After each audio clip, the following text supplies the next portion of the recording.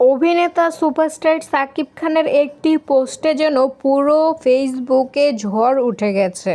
যেহেতু এই পোস্টটি শেখ মুজিবুরকে নিয়েছিল, তাই এই পোস্টটি নিয়ে অনেকেই অনেক ধরনের মন্তব্য করছে।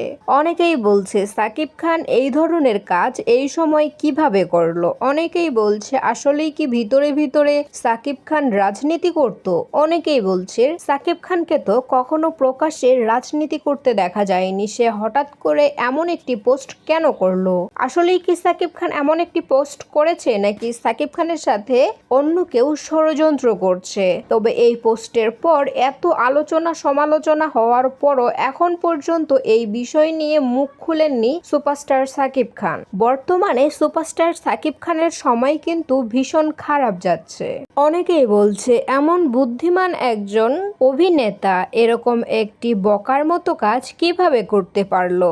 অনেকেই তো বিশ্বাসই করতে পারছে না যে এই পোস্টটি আসলেই সাকিব খান করেছে। তবে যাই হোক, আপনাদের কি মন্তব্য? আসলেই কি সাকিব খান রাজনীতির সাথে কোনো রকম জড়িয়ে ছিল, নাকি এটা সবার ভুল ধারণা?